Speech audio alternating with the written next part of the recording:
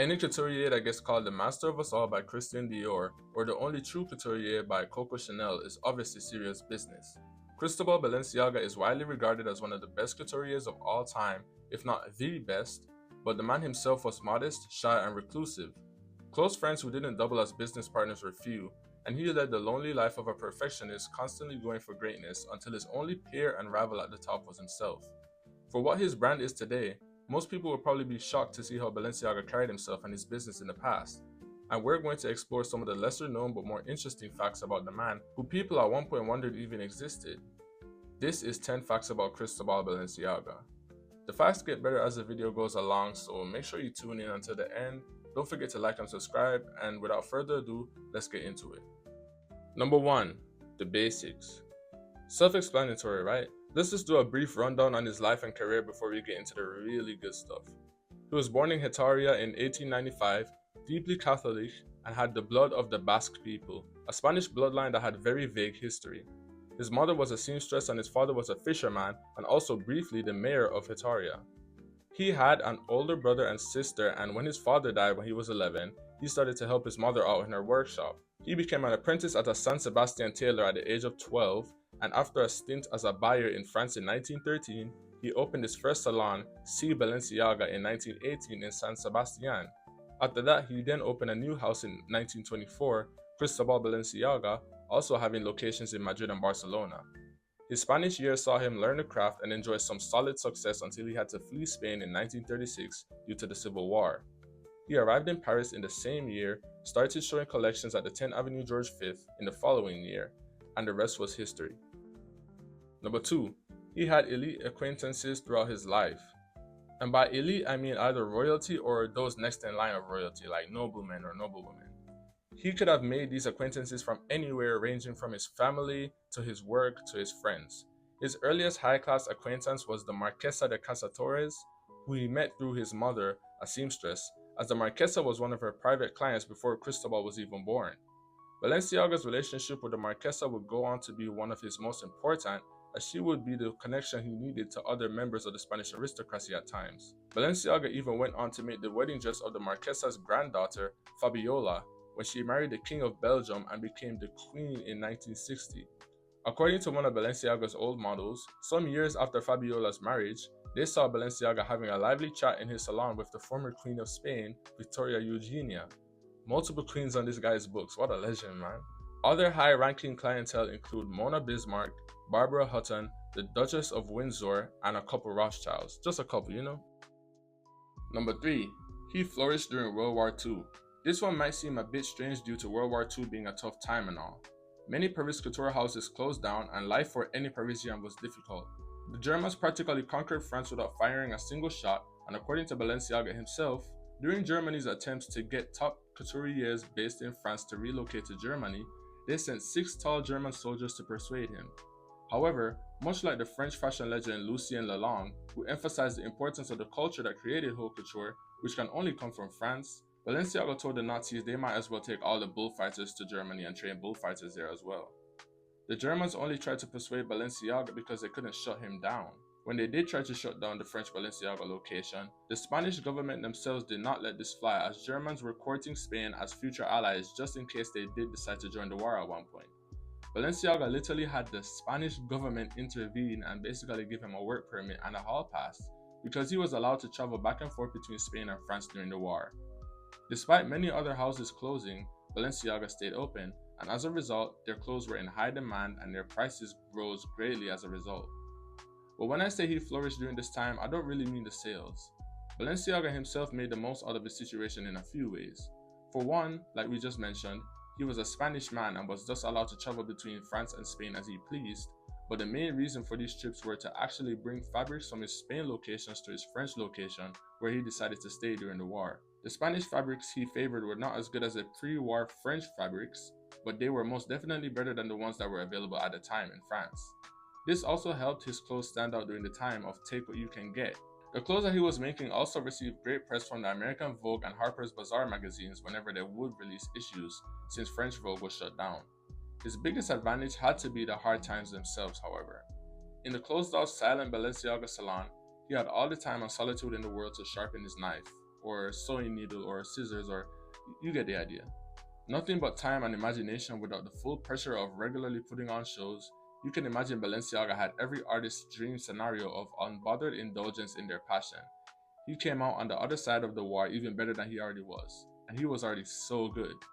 So yeah, what a time to be Spanish, am I right? Number 4, he was loved by the press. As previously stated, during World War II, he was getting much love from the American press whenever they got the chance, but he was their champion long after the war as well, much more so than the French fashion press. He was especially a favorite of American Vogue being led by Bettina Ballard and Harper's Bazaar being led by Carmel Snow, who knew Balenciaga better than most others, if not well. The legendary writer Diana Vreeland was a huge fan much before she became who she is today. She would speak about Balenciaga's work saying things like, "One never knew what one was going to see at a Balenciaga opening. One fainted. It was possible to blow up and die." Yeah, alright, man. The legendary Irving Penn also became the main photographer for Balenciaga's clothes for Vogue. Penn's now legendary photography style could often capture the sculptural nature, the personality of the clothes, and the sheer volume of a lot of Balenciaga's pieces better than most others. Women's Wear Daily beat Balenciaga's name like a dead horse for years and even published 11 discrete pictures of him in 1965 as some sort of big scoop. I guess when your genius is that recognized and undisputed, treatment like this is inevitable. Number 5. Balenciaga was heavily copied on the spot. When I say on the spot, I mean right as the dresses would be presented or afterwards when the buyers would be sizing them up. Balenciaga was privy to this and he would spy on the entire showcase through a peephole in the curtains. If he saw someone in the audience with paper, he would order his main vendeuse Flourished to take it away. Flourished stated that sometimes when she would hold up a piece for a buyer to inspect, they would do things like hold up their finger to measure the width of the collar with their fingers. She would even ask them if it would have been more sensible to just bring tape measure. In 1956, Balenciaga even imposed a 4-week ban on the press from seeing his collection. Only commercial buyers and clients were allowed. Balenciaga's orders that he sent out to buyers would also not have the label on them, so it would be easy for stores to copy the entire thing in cheaper fabric and then sell replicas with their own label on it. Balenciaga actually did make ready-to-wear. Although he could be regarded as the greatest couturier of all time, he wasn't totally void of ready-to-wear. When the tides were turning on couture, he actually did explore the possibility of ready-to-wear with a New York manufacturer in the 1950s, but deemed it unsatisfactory due to the quality being low. He also told Hubert de Givenchy that he would have given ready-to-wear a try if he were younger, but that's not the sort of thing you pick up in old age. But he did, of course, start out by making garments with that type of function in his earlier days in Spain, and in 1968 he designed the uniforms for the Air France stewardesses, which is ironic considering airplane travel was predicted to be one of the nails in the coffin on couture by Madeleine Vianney. Number 7. He developed his own fabric, Gazar. In the late 1950s, Balenciaga's constant search for perfection led to him commissioning Gustav Zumsteck in Switzerland to create a brand new fabric that would suit his unprecedented needs. The fabric took 3 years to complete, but after being inspired by the sight of a roll of cotton gauze, Zumsteck decided to mix a double raw silk thread with a taffeta weave and a loose weave, and thus Gazar was born. The fabric is notoriously difficult to work with, and only the most skilled couturiers like Balenciaga could ever dream of mastering it. And master it he did. Such a singular fabric couldn't be more fitting for the greatest couturier of his generation, whose back served as a lifelong view for his rivals. The most iconic use of Gazar was in the 1967 Balenciaga wedding dress collection. A fabric so complicated most designers would give up not long after attempting to harness it, it's barely used today and hard to find on the market. Just another aspect of the legendary Balenciaga lore. Number 8. Balenciaga almost quit when his lover died. On December 14, 1948, Balenciaga's partner, Lazio de Tainville, passed away at the age of 49, and this of course caused Cristóbal great grief. Though usually shy, calculated and reserved, Balenciaga was livened up by de Tainville, and de Tainville was also stated to be a bright spark in the salon, doing things like chatting with the clients. But after his passing, according to Balenciaga's main vendeuse Flourished, there was no one to lighten it up. If he had lived, the house wouldn't have been so serious. It wouldn't have had that weight. Balenciaga's longtime friends, the Biscarandos, found him a replacement partner in the 23-year-old Spaniard Ramon Esparza, and he helped Balenciaga very well in his work through just being there and making hats as well. But of course, you only get one true love, and Balenciaga's grief wasn't curable by a new partner. Seemingly unable to work through the pain, Balenciaga almost closed his fashion house and entered a monastery, but many close friends, along with other couturiers like Pierre Balmain and Christian Dior, begged him not to quit. Yes, Dior and Balmain begged him. Balenciaga was couture, and everybody knew it. He was the figurehead, the beacon. No Balenciaga meant no couture, so it's understandable why other couturiers would plead with him, and thankfully he did not quit. His very next collection after his lover's death was what we now know as the Balenciaga Mourning Collection in May 1949, and it was all black and, according to Flourished, sad beyond belief.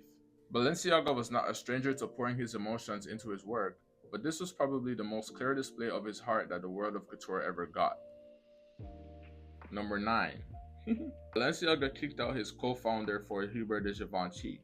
Cristóbal created his French Balenciaga location at the 10th Avenue George V in 1937 with his partner Lazio de Tainville and the French married couple Nicolas and Virgilia Biscarando when they all fled Spain during the Civil War in 1936 after meeting at a bomb shelter. The Biscarandos took care of the finances of the house in the beginning and held the position of financial director, and many people said they were the heart of the house as well. Now, Hubert de Givenchy met Balenciaga at a party in New York in 1953, and at this time he was 26 and he had just opened his house after previously doing accessories for Schiaparelli's boutique. They had lunch subsequently after, and Givenchy was touched and greatly pleased to find that Balenciaga found his work refreshing. Their friendship grew over the years, and one day Givenchy asked Balenciaga if he could shadow his work to get better with his hands. Balenciaga denied this and said, "It's too late for you to pick up the craft, but you have good taste and I gave you 2 of my seamstresses. That will take you through your career." After a few years of friendship, Balenciaga decided to give Givenchy some funds to move his couture operations across the street from his salon in the 10th Avenue George V.